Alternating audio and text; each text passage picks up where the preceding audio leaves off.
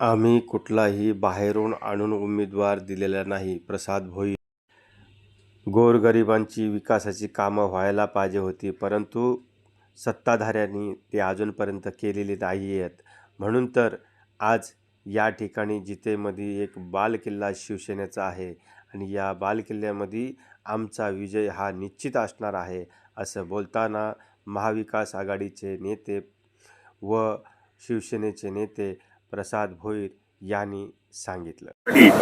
मशाल या चिन्हावरती अधिकृत या ठिकाणी शिवसेना उद्धव बाळासाहेब ठाकरे पक्षाकडून 2 उमेदवार आहेत. कशा पद्धतीने प्रचार आहे आणि काय लोकांचा रिस्पॉन्स आहे, तुमची रणनीती काय?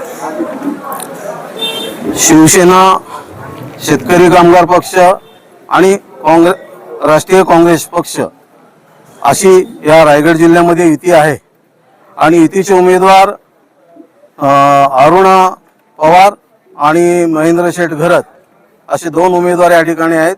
परंतु अखंड रायगड जिल्ह्यामध्ये सकारात्मक वातावरण शिवसेना, शेका पक्ष आणि राष्ट्रवादी पक्षाबरोबर आहे आणि जनता नक्कीच या वेळेला ह्या उमेदवारांना निवडून देतील असं मला या ठिकाणी वाटतं. जनतेमध्ये धुसफूस अशी आहे की बऱ्याच ठिकाणी या लोकांनी बाहेरचे म्हणजे त्या जिल्हा परिषद गटातले गणातले नसताना दुसऱ्यांना उमेदवारी दिलेली आहे. पैशाचं ताकद किती आहे, पैशाच्या दृष्टिकोनातून त्यांना उमेदवारी दिलेली आहे. मतदार याचा बंदोबस्त करतील असं मला वाटतं. आपण विचारांची लढाई लढतोय आणि संघर्ष खुर्शीसाठी चाललंय आणि या संघर्ष खुर्शीसाठी चाललेला असताना आम्ही लक्षात घेतलं पाहिजे, या बीजेपीच्या नेत्यांना काही नाहीये. आर्थिक धोरण कशा पद्धतीचं अवलंबलं पाहिजे आणि गरिबांचा विकास तर त्यांच्या विचारातच नाहीये. आणि म्हणून आपल्याला या गरिबांचा विकास होण्यासाठी आपल्याला या स्थानिक स्वराज्य संस्थेमध्ये आपले जर चांगले उमेदवार निवडून गेले तर त्याचा फायदा लोकसभेला होईल, विधानसभेला होईल आणि अशा अनुषंगाने आपले चांगले उमेदवार. मी एक उदाहरण देतो तुम्हाला मित्रांनो, मोकळी द्या की लोकांना ठरवू द्या की सुयोग्य उमेदवार कोण आहे. समोरचा मग कुठला तरी फक्त पक्षाच्या येणाऱ्या निधीच्या जोरावर इथे उमेदवारी करतोय आणि मग आपल्या मिशीला ताव मारतोय. परंतु आमच्या जनमानसामध्ये अगदी दिवस रात्र कष्ट करणारा, अगदी कोणती ग्रामपंचायतीची निधी नसताना देखील लोकांच्या समस्या कशा जास्तीत जास्त सोडविता येतील यासाठी प्रयत्न करणारा असा आपला उमेदवार असताना आपला उमेदवार फारच उजवा आहे. त्याच्यामुळे आपल्याला अगदी आत्मविश्वासाने लोकांसमोर मतं मागताना जायला पाहिजे. आपल्या त्यांच्या पुढाऱ्यांच्या, त्यांच्या कार्यकर्त्यांच्या भाषा, आमचे एवढे पैसे येणार आहेत, आमचे एवढी पाकिटं भरली जाणार आहेत, हे यांचं विजन आहे. आणि याच्या विरुद्धात आपल्याला जनमानसामध्ये खरं तर आवाज उठवला पाहिजे.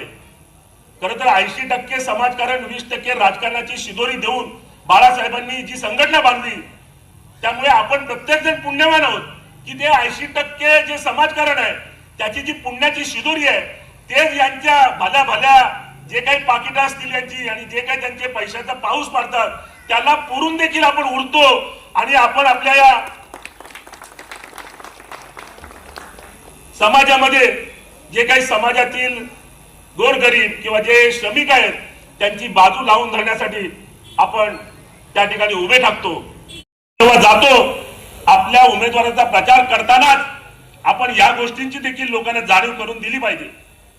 मित्रांनो, जे सरकार आज मोठ्या भल्या मोठं बाता मारतं की आम्ही एवढा विकास केला, आम्ही एवढ्या पायाभूत सुविधा इथे विकसित केल्या, फार दुर्दैवाने म्हणावं असं वाटतं की या राज्य सरकारने आपल्या या देशावर 9,32,000 कोटीचं कर्ज केलं.